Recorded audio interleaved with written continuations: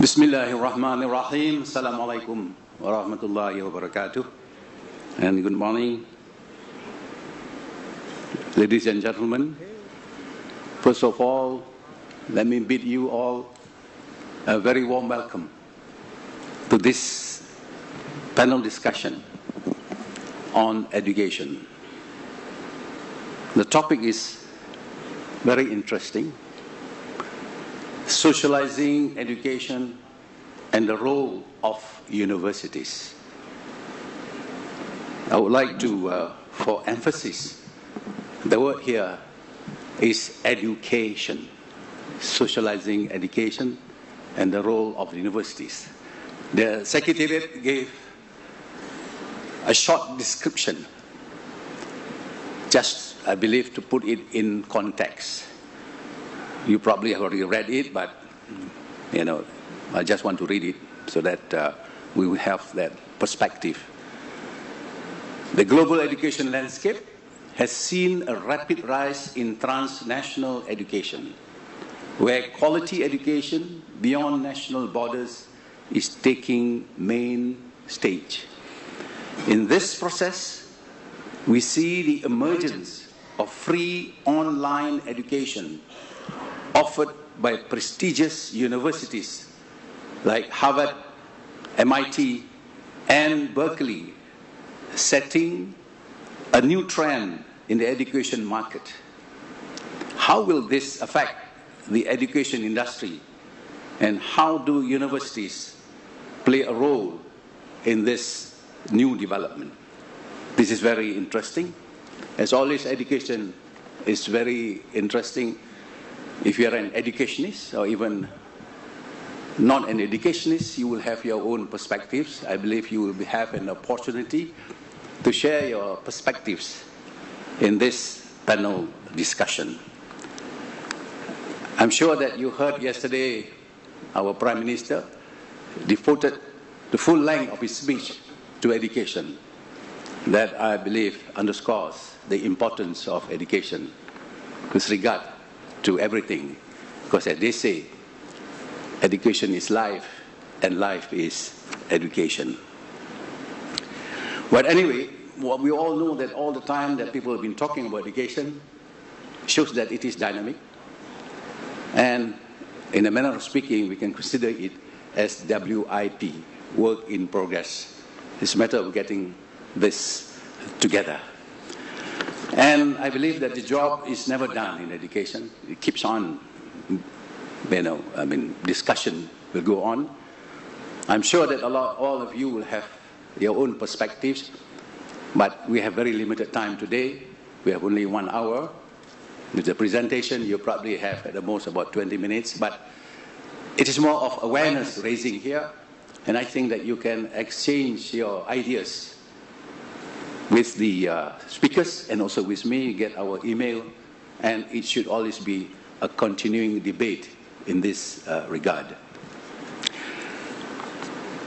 So today we have 4 eminent speakers. They come from various backgrounds, and they have, of course, different perspectives. And I declare my position. I'm an incurable educationist, because education is my background. But anyway, let me introduce you all. First, Mr. Carlos Souza. He is the Chief Executive Officer and Founder, Veduca Federative Republic of Brazil. The next is Ms. Bronwyn McConkie, Chief Product Officer, African Management Initiative, Republic of Kenya.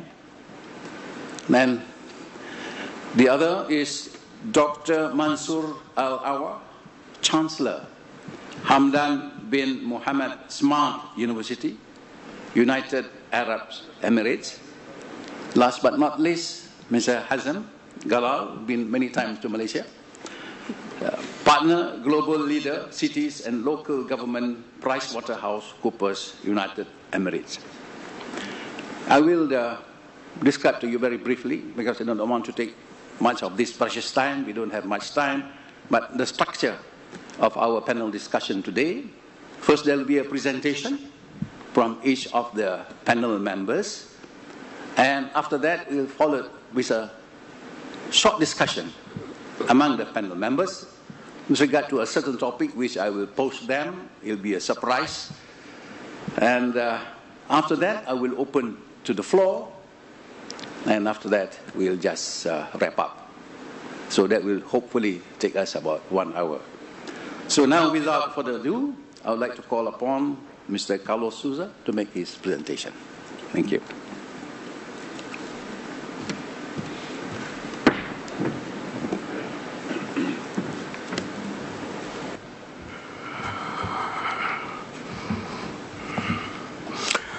Good morning, everybody. Thank you for the invitation. I'd like to talk to you, to start today actually talking about the story which happened 65 years ago in Brazil, just after the end of the Second World War. A colonel in Brazilian Air Force called Casimiro Montenegro Filho. He had a dream of transforming Brazil in a powerhouse in the aerospace industry. So in 1947, he traveled to the United States. He convinced the provost of the MIT, the Massachusetts Institute of Technology, to come to Brazil and to found a school, an engineering school. The school was launched in 1950, Aeronautical Institute of Technology. 19 years later, in the year 1969, the year that the U.S. put a man on the moon, one of his students, he left the school and he founded a company in Brazil called Embraer. Now, 25 years later, actually 30 years later, Embraer is one of the top 5 aircraft manufacturers in the world. Brazil exports iron ore, number 1, and number 2, airplanes. Great technology. I'm telling you this story because of 2 reasons. Number 1, it is a good example on how investing in education fosters economic development. The second reason is that I graduated there myself, and as a good engineer, I started my career in investment banking in Brazil. And after 10 years working, I left to do something more meaningful. And in 2011, I studied a lot of business models that were growing all over the world. And I found all this revolution that is happening in education in the world. It started back in 2002, when the Massachusetts Institute of Technology, they declared that they would distribute for free all their classes, all their content. Then this became a global movement. Harvard, Stanford, Yale, Princeton, Berkeley, everybody followed them. This grew a lot, but in 2011, this was not present in Brazil because of 2 reasons. Number 1, only 2% of Brazilians speaks fluent English, and all this great content is in English. The second reason is that all the top universities in Brazil, they were not following the steps of the greatest ones in the world. So I said to myself, this is what we need to do in Brazil. And we founded a company called Veduca. The purpose of Veduca is to democratize access to top quality education in Brazil with courses from world-class universities, free content in Portuguese, with personalization, and with meaningful certification, which is the basis for the business model. We founded a company. The company was launched in 2012. And just to give you some numbers, it's almost a 3-year company. We have almost 6,000 visual lectures organized in over 300 courses from some of the top universities in the world. Harvard, Stanford, Yale, Princeton, Berkeley, and Brazilian universities. University of São Paulo, for example, which is the best university in Latin America. We have content from every possible field of knowledge in the higher education space. So business, engineering, medicine, law, everything. We have over 500,000 active students, over 7 million visitors, which is a very big number.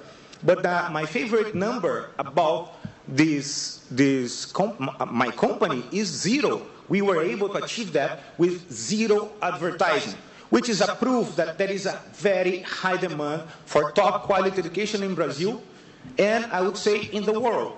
I mean, here there are some of the top massive open online courses providers in the world, and they are promising to democratize, all of them are promising to democratize education. But we know, as the professor already started saying, just providing content is not education by itself. So, last year, we launched the first MOOCs in Latin America. We started first subtitling, translating all the courses from the top universities in the world to Portuguese. Then we started launching courses from Brazil, from the top Brazilian universities. And last year, in the end of last year, we launched a full online MBA program. If you could please roll out a video. Harvard, Stanford, USP, MIT e Yale. Os melhores centros de ensino do mundo reunidos em um só lugar. Este é o Veduca, uma plataforma digital que reúne aulas das melhores universidades com conteúdo totalmente aberto. Em apenas 2 anos, o Veduca revolucionou a forma de aprender de milhões de pessoas, que assistiram a alguns dos maiores talentos de Harvard, Columbia, MIT, USP, Unicamp e muito mais. São as aulas mais completas das grandes instituições, organizadas, selecionadas e legendadas para formar o maior e melhor acervo educacional online do país. Agora, o Veduca revoluciona o ensino mais uma vez, com o primeiro MBA aberto do mundo. Os melhores professores da USP São Paulo, USP São Carlos e Federal de Santa Catarina em uma seleção de disciplinas voltadas para criatividade, inovação e sustentabilidade. Estes são os professores doutores que formam a elite do ensino em engenharia e inovação. Daniel Capaldo Amaral, Marli Monteiro de Carvalho, Eric Eduardo Rego, João Fernando Gomes de Oliveira, Henrique Rosenfeld, Mário Sérgio Salerno e Paulo Augusto Cauchique Miguel. Em uma experiência digital inédita, você escolhe quando começa o curso e assiste às aulas quantas vezes quiser e de onde estiver. Tudo em uma plataforma que integra professores e alunos em uma comunidade online.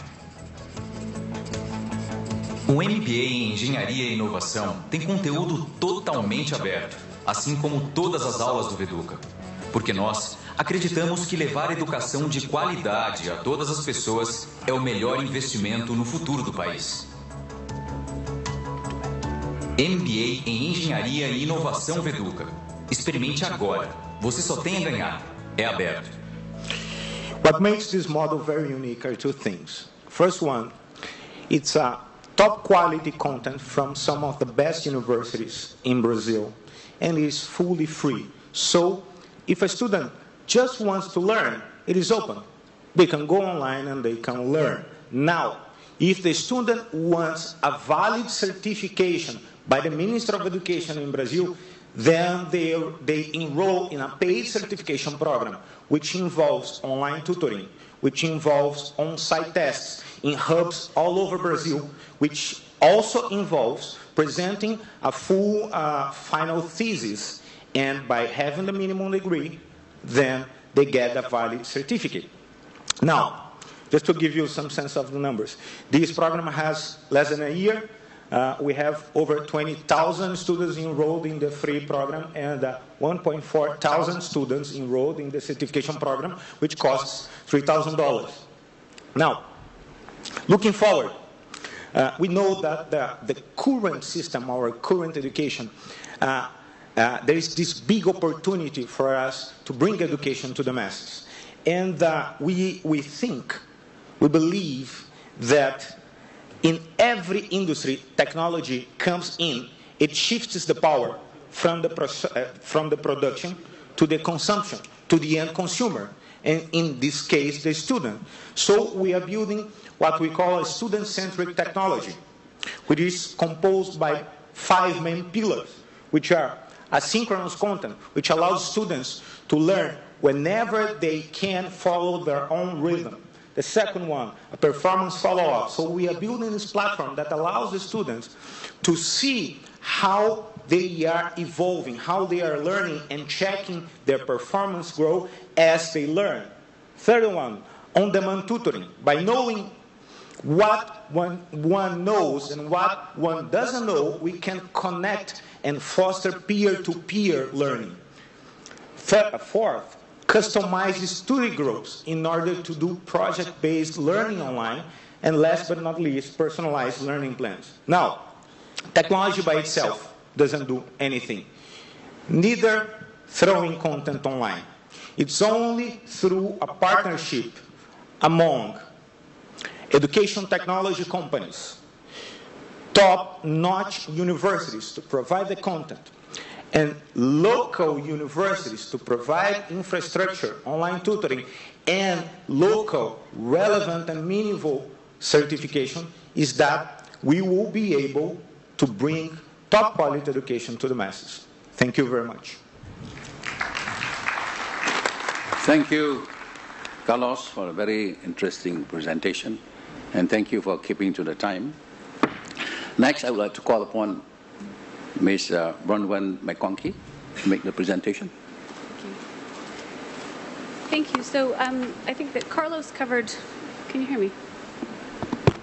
There we go. Okay. I think Carlos covered a range of topics similar to what I'd like to cover.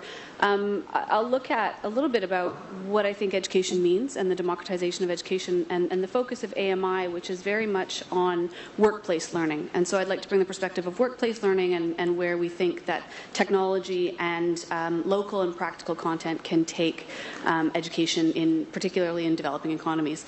So if we look at the traditional role of universities, I think is they have a number of roles. One is the provision of knowledge and information, and the pathways and the support to students in developing that pathway and accessing a career. In addition to that, I think they provide a huge amount of social learning, peer-to-peer learning networks, alumni networks. All of these things are incredibly important to students as they move beyond university again into the workplace. And finally, I think universities have a role in innovation, cluster building, science and technology, research and development, and helping private industry in a geographical region.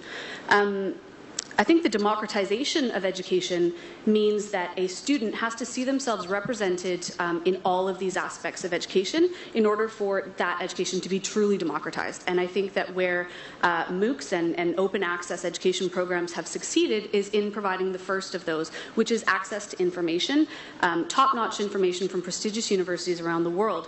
I think until we can open up the social, the networking aspects of higher education, as well as the innovation that comes along with that, and the pathways to better careers. I think that's where we'll see the real democratization of access to higher learning. I think universities used to be the purview of the elite.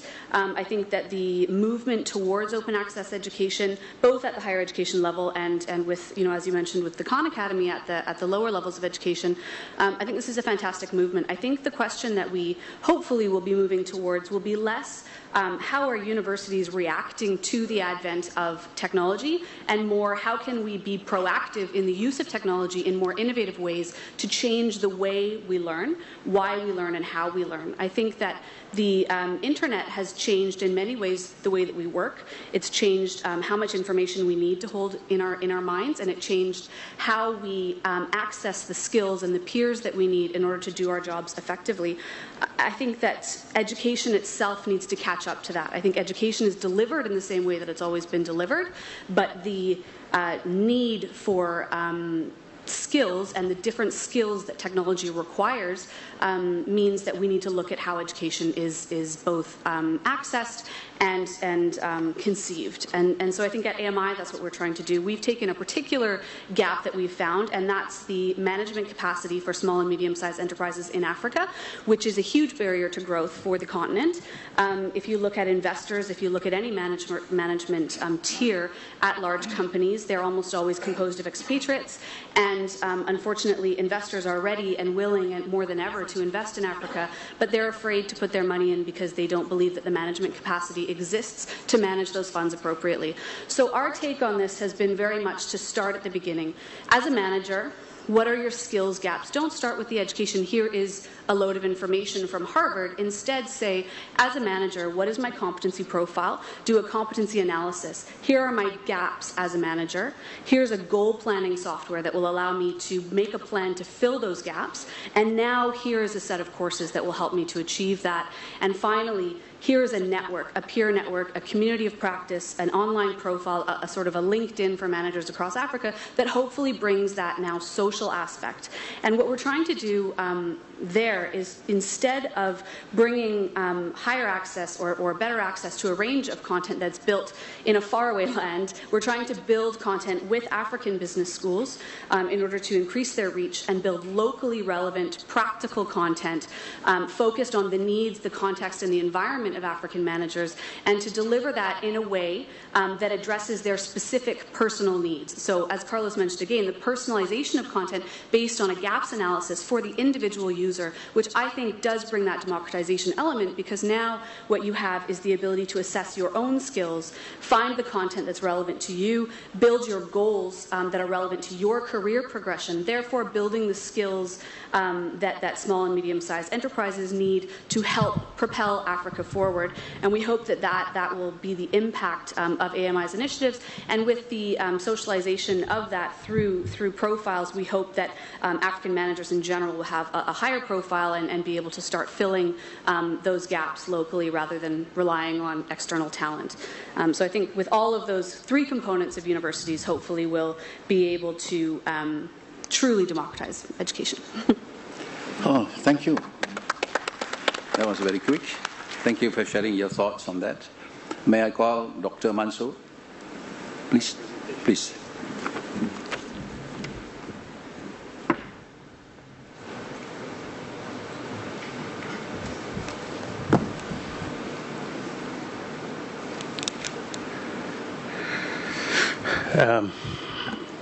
Mr. Chair, dear colleagues on the panel, ladies and gentlemen, a very good morning. I'm privileged to be with you today just to share with you kind of an experience that we have in socializing education in Hamdan bin Mohammed Smart University. This university is a vision of His Highness Sheikh Mohammed bin Rashid Al Maktoum, the Vice President, the Prime Minister of United Arab Emirates, the ruler of Dubai, and under the direction of His Highness Sheikh Hamdan bin Mohammed bin Rashid Al Maktoum, the Crown Prince of Dubai, the President of the university. This particular initiative that I'm going to share with you today is about something called Cloud Campus, and it's about socializing education initiative, which is coming under the direction of His Highness Sheikh Hamdan, because he wanted that the e-learning and the online education should be penetrating the society at large. I'm going to share with you this experience in around 10 minutes. I hope I can do the job for you, but these are the questions that in front of you. I hope I can answer it all. This is the message from His Highness that in his book, that the conventional education is in no way is going to be the tool for advancement in the 21st century. The philosophy, sorry, I'll go back a little bit. The philosophy under which we learning philosophy in HBMU is depending a lot on accessibility, flexibility, and affordability principles. What is Cloud Campus is newly developing an exciting way to learn online. It's an application. You can download it on your social media network that you have, your own Facebook account, LinkedIn, Google+, and even from its website. Why has HBSU adopted the Cloud Campus? is about education, it's about quality, and it's about affordability, it's about flexibility and accessibility to knowledge at large. The mission of the university was reinforcing culture of excellence and innovation, as well as providing education for everyone with the highest standards of comprehensive and credibility. How important is Cloud Campus? I think it's online learning is just got social, because it gets you to access the knowledge through your social network. Some of the statistics, I'm going to skip those statistics on the significance of the Cloud Campus and penetration, how far we can reach through the Facebook and through different social media because of the time. But who can benefit? Who can benefit from the Cloud Campus? Companies, schools, parents, staff and organizations, and different the adult and university learners as well. And what kind of courses provide? We have 3 components into this application. We have professional business courses, skills, and we have the language, and we have, at the end, the school content. And that is what differentiates to penetrate the whole thing. And I think it's a kind of, I would call it an evolution of MOOCs that my first colleague has talked about in terms of education. So you will get to the kids at home, parents, as well as society at large. How the HBSU is going to run this through the academic support and through the different means of the learning resources. What are the prospective fruits of the Cloud Campus to the benefit? It's a self-development tool. It's an added value. It's more social interacting. Money saving. It's about affordability at the end of the day. More education community to make it on a higher scale. So that is exactly what it would add up to: affordability, flexibility, accessibility, virtuality, diversity, as well as feasibility. It would be more educated community. How does the university practice Cloud Campus in-house as a best practice? Cloud Campus has become kind of a part of general education in our university. It also supports training programs within our own staff in the university. How come Cloud Campus is going to fit in the purpose and the learning style that our university adopts? We have a model, as you are seeing on the screen, is a pyramid. We have 4 categories of learners. This is something that we've been implemented for the last 13 years. The dean of schools in the university are responsible for reporting on those 4 categories of learners. We have casual learner, we have committed learner. For the casual is about self-development, and the committed learner are about competency building, is about professional commitment, professional certification, and then the red segment on the pyramid is about concentrated learners. Those are who are acquiring accredited qualifications. And the top of the pyramid is about continuing education, is about executives. So where does the Cloud Campus will fall? Of course, we have a mechanism. It falls about casual learner. It's an informal learning. So by this, I hope I'm just meeting the time. I would like to share with you a video just to share with you how does it go in the practice.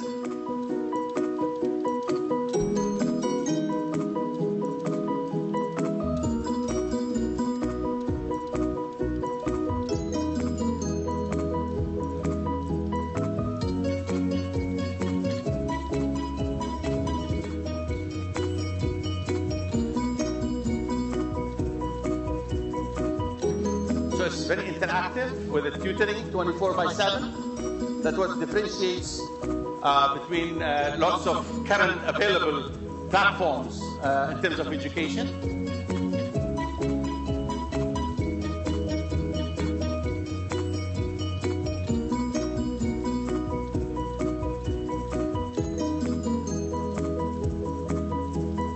school content covers from grade 1 to 12 in 3 major subjects like math, science, means physics, chemistry, biology, and IT, with a 24/7 academic support.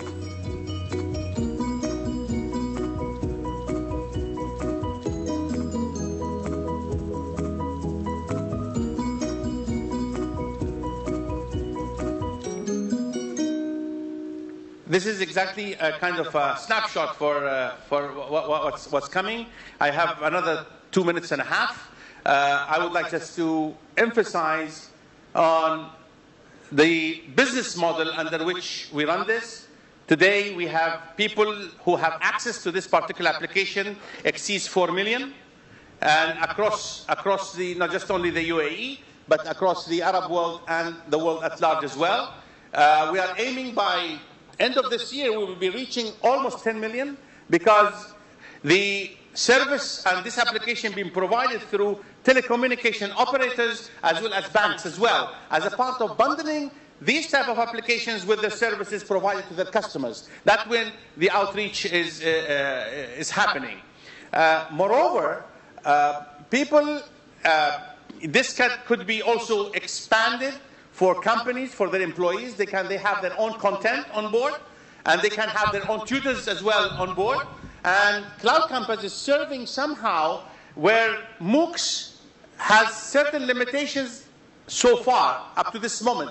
The research revealed that people who are accessing MOOCs, for instance, they are having the university degrees and above.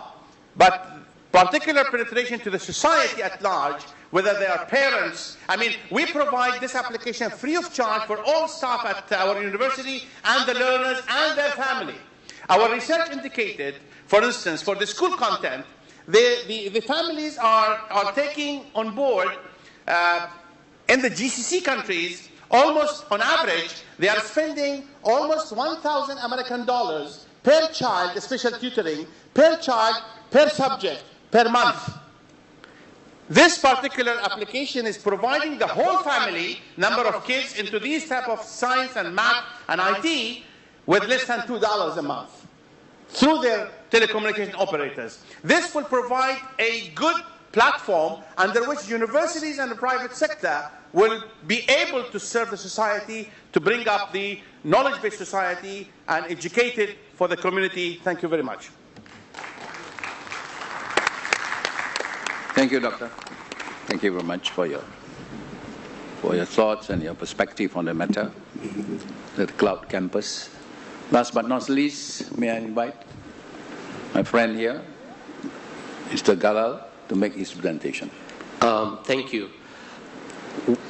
If we would like to describe the topic of socializing education, I'd like to address this under 3 main points. First of all, re-emphasize the urgency, in the Islamic world, to really address the education challenge. The second point I'd like to address is looking at technology as a possible enabler to address this challenge. And then I'd like to conclude by emphasizing, as mentioned before, that this is way beyond technology. Technology is just one part of the solution.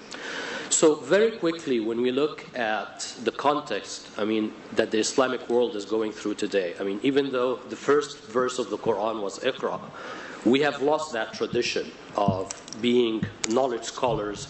And when you look at the performance of how we're doing in terms of PISA scores, in terms of knowledge, innovation, we have definitely started to lag, and it's time to fix that challenge, to address the job creation issues we have, to really be able to create the knowledge-based economy that we are aspiring to.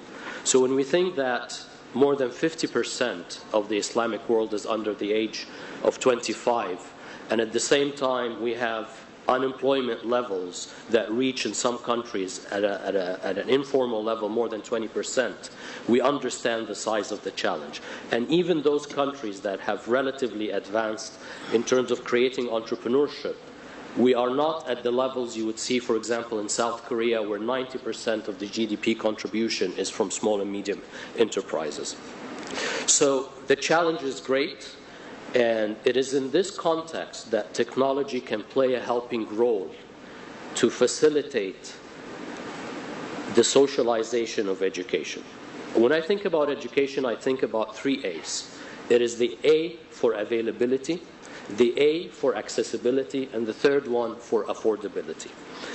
And so far, the way we've been using technology has emphasized to a large extent the last two in terms of providing access channels and possibly putting it online for free or at an affordable price. Where we have really lacked is actually in the availability of good content.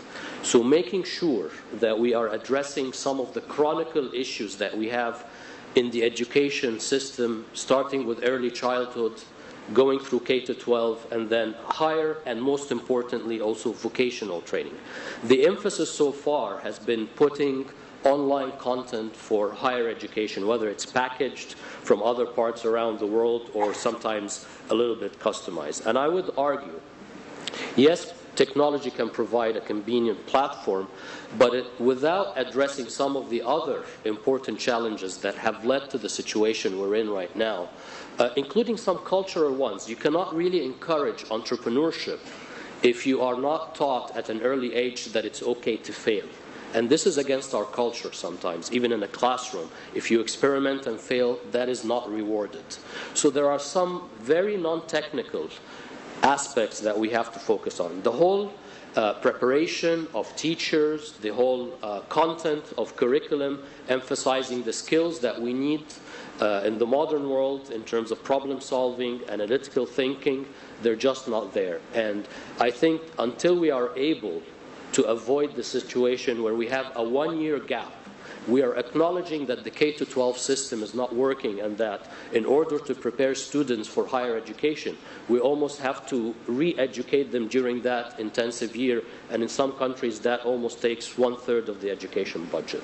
So yes, technology is important. I personally lead within my organization the Smart Cities initiative worldwide, but I would say, smart cities are built for smart people, and unless really we start thinking about how we're preparing our students at an early stage and addressing the entire education ecosystem, technology would remain just a very small piece and an enabler that can help us improve some of the outcomes of the education process in the Islamic world, but definitely it won't be enough on its own. Thank you very much. Thank you.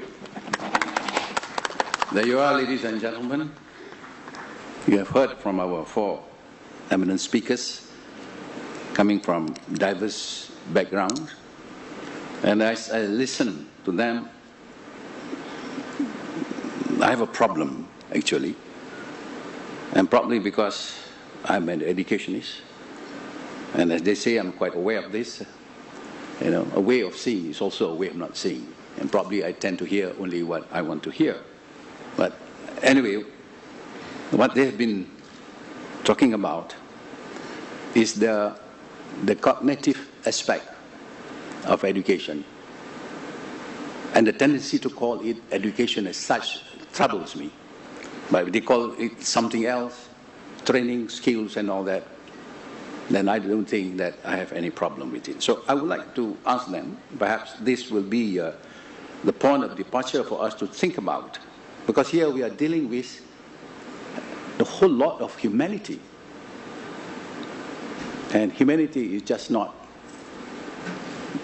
the acquisition of the impersonal skills, but there are other aspects that also must be considered.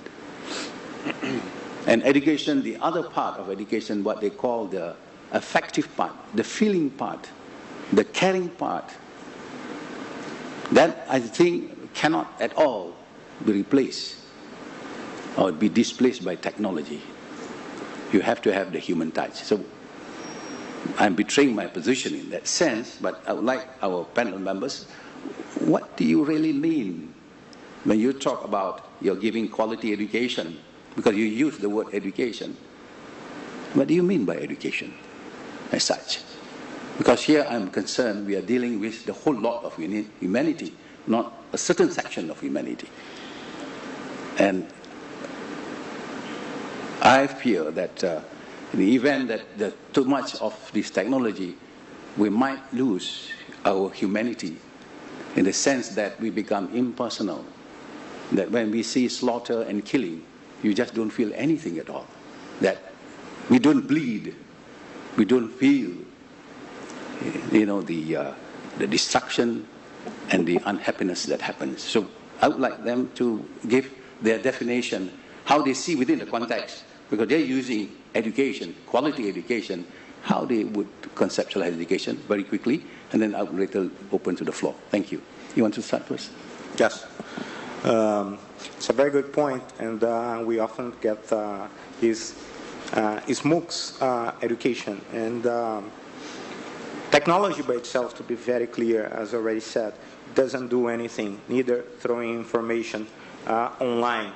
When people get online and go through a course, they just get more informed. And actually, we have a great experience in Veduca in seeing the completion rates, the percentage of people who actually finishes a course going from 5% up to 90% when we add this personal touch that you were talking about via two things. First, tutoring. So professors taking the student by the hand while he is absorbing the content online and incentivizing them to do projects, to discuss case studies. This improves the completion rate, percentage of people to finishes, up to 90% when compared to just providing the content and letting them struggle by themselves. This is one thing. And this especially works, our experience has been with the MBAs, with courses for people who have already college degree. Now, for undergrads, there's a great experience from Harvard. They released also a paper discussing the flipped classroom, which is a practice where the students, they get the content, the theoretical content online in their homes. Then they go to the school, they go to the university to discuss the content with the professors, to do case studies. This improves the educational performance a lot. And actually, MIT, they are redoing their buildings in order to change their classrooms from the theater model to small tables where people will be able easily to discuss projects, to do case studies. So, summarizing, I really believe that education we need a personal touch. This is the only way we can deliver it effectively. If we just deliver the content online, it requires from the students a very strong self-discipline in order for him to really become educated. Thank you very much for that clarification. I feel relief indeed, in the sense that your online does not displace the education as such. Instead of being mutually exclusive, they can complement one another. That you learn what you learn from online, that you go to university and have that kind of contact. Because it is this kind of personal contact between the professor and the students. That's where the value of education is. And thank you for that clarification. I thought, I was having a certain bias about your presentation. Sorry about that. Thank you. Do you have any thoughts on that, about the role?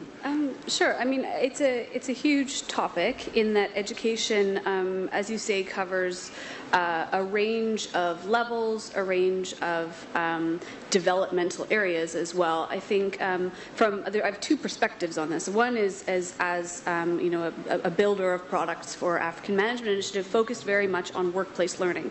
And workplace learning is different from potentially an undergraduate degree, where you are still learning the processes of critical thinking, and you have a range of skills that you're trying to develop within the education educational institution. And I think to think that technology will ever replace humans is, I think, a bit of a knee-jerk reaction. And it happens in all sectors, not just education.